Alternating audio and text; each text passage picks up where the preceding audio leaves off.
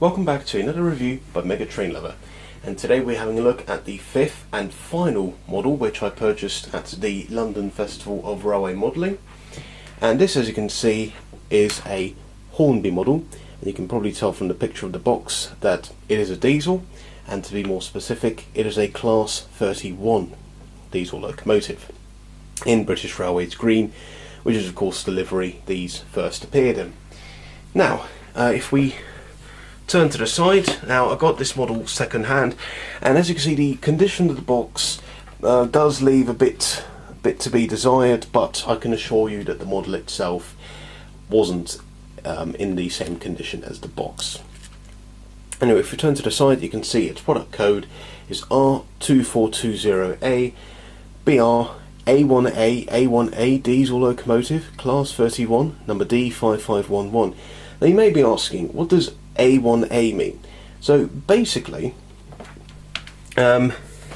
it's the bogie arrangements. Obviously you get various different bogie arrangements, such as Bobo, which is two sets of four-wheeled bogies. You get Coco, which is two sets of six-wheeled bogies. But you may be asking, why is this not classified as a Coco? Well, in order for it to be classified as a Coco, all six wheels per bogie need to be powered. But the A1A classification means that only the outer two wheels per bogie are powered. So the centre wheel isn't powered, the outer two are. Now this isn't reflected in the model.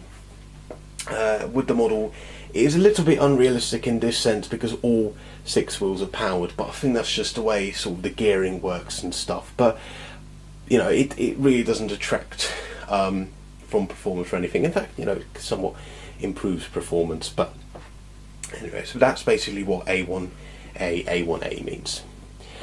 So the Class 31s were built by Brush Traction, and they were one of the very first diesel locomotives to be produced under the modernisation plan. In fact, some of these were built as part of the pilot scheme in 1957, and there were in total 263 of these built up to 1962. Originally they were known as the Brush Type 2s, however with the introduction of the TOPS classification in the early 1970s, they were designated Class 31s. They were originally known as Class 30s and originally had Mirrorless engines. However, the Mirrorless engines weren't very reliable, so it was a similar situation with the Class 28 Kobo diesels, whereby they had fairly unreliable engines. But unlike the Kobo diesels, which were unfortunately scrapped, BR decided to re-engine these with English Electric CST-12V engines, which are very, very similar to the Class 37 engines. They were built, manufactured with English Electric 12 SVT engines, very, very similar to the Class 37 engines, but they did not have an intercooler. And these locomotives, they were mixed traffic, so they could be seen working, freight, mostly freight, but they did do some passenger work as well. And they remained more or less intact until the late 70s, when the first locomotives, the ones built under the pilot scheme, they were withdrawn because they were considered non-standard. But the rest of the class remained more or less stable until about the 1990s, when more modern designs such as the Class 59, 66s and especially the 67s, they started to replace them. However, some of these still remained in service with Network Rail until about 2015, when Network Rail decided to get rid of them. But thankfully, quite a few of these locos have been preserved, and I think there's still a couple in mainline service, though obviously nowhere near as many as there were before, which fortunately is the case with many of the classic British diesel locomotives. But at least we still have several of these preserved across various heritage railways, and I think there's a few on the main line as well. Anyway, we're going to have a look at the model itself, so we're going to put the box to one side. As always, the model is not in the box. I'm going to put the box away, and the model is right here. Wow. wow, just look at her, absolutely beautiful.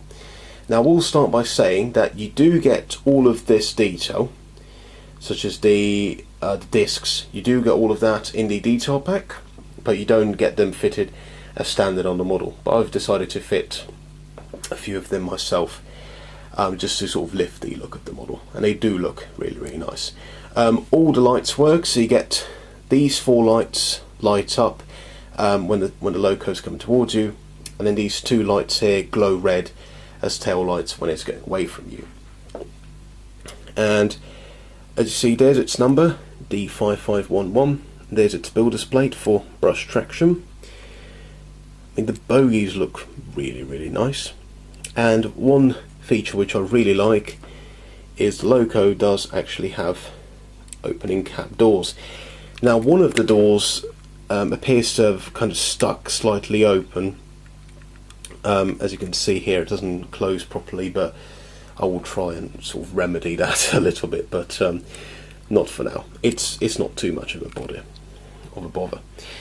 Anyway, the livery itself looks really, really nice. You get the British Railways laid crest, which is a little bit worn, but this model has been around for quite a few years, and it was second hand. But it was at such a good price that I really couldn't resist it, because I did need another BR green diesel in the fleet, just to match most of my rolling stock. But yeah, and it's not a big, it's not a huge engine by any means, but it does have a lot of weight. It's not going to have any traction issues whatsoever. If we have a look in the cab, you can see it's there's not too much to see at the moment, but you can clearly see the handbrake wheel at the back, and I think there is quite a bit of cab detail there, although not an awful lot, but it does look quite nice. You get the windscreen wipers, you get these sort of steps built into the bodywork, and just on top there, I think that's the steam heating boiler, but I'm not entirely sure. Do correct me if I think that's for the steam heating boiler. Do correct me if I'm wrong. This fan here used to spin. However, I removed the rubber band which connects the flywheel to the drive. There's another flywheel which connects to the fan, and the rubber band drives it off the flywheel. I removed that because it's pointless. B, it just adds extra strain onto the motor, which is really unnecessary. All that extra strain which could be used for traction is basically being used to power this, which is unrealistic, because this fan rotates at all times when the engine is on, not just when the locomotive is in motion. So if you do have a if you do have a Hornby Class 31, I would recommend you remove that drive belt. If it's running poorly, it's probably because of that. This was on recommendation of Everard Junction. He mentioned it in one of his videos that the belt does actually put excess strain, which obviously is quite unnecessary when you want more power on the track to pull trains rather than to drive the fan. But anyway, it does look very nice all the same. It's nice to have something behind the mesh rather than obviously just a blank just a blank space. If we look at the other end, at this end I haven't added anything, but this is basically what you get when you get the when you get the loco without any detail. This is basically what you get, but it does look really, really nice. And I forgot to mention, all 4 buffers on the loco are sprung, as you can see. And yeah, and you get the separately fitted handrails, which look really, really nice. And you get the coupling. Coupling is body mounted, which is typical of Hornby diesels. And yeah, the roof looks quite good. Obviously, the roof itself is a little bit basic on the real locos, but whatever detail needs to be there is picked up very, very well. I do like the texturing on these sort of door panels at the top. That's a really nice touch. So yeah, so overall it looks really nice. You know, considering the age of the model, I mean, this tooling has been out for quite a number of years now. It does look really nice. But looks are one thing. How does she perform? Let's find out.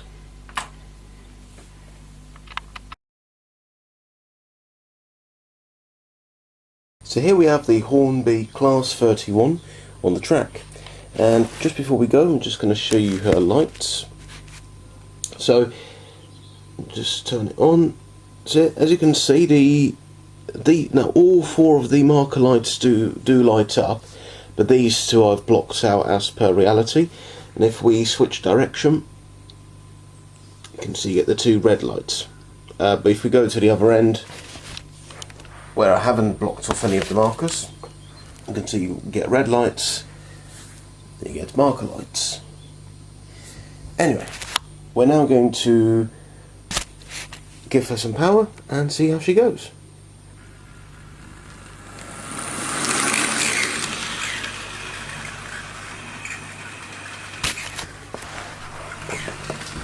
And away she goes. Now, she's running quite smoothly, although I'm not too sure what this sort of grinding noise is round the bends. But yeah, as long as it doesn't affect performance, I say she's running quite well. Hopefully those words won't come back to me, but anyway, let's get a few shots of her passing.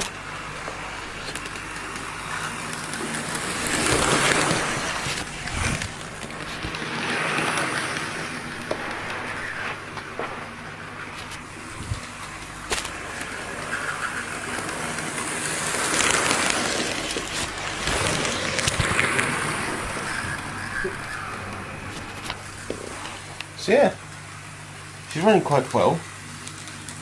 It seems the grinding noises they've not completely stopped, but they have kind of sort of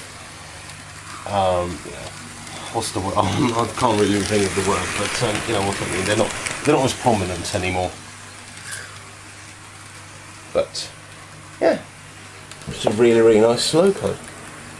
Very nice performer.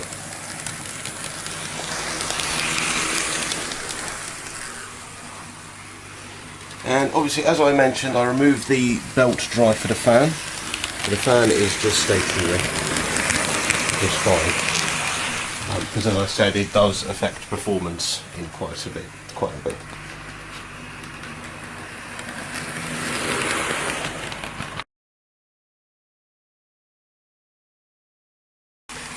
So just to conclude this video, again, highly recommended.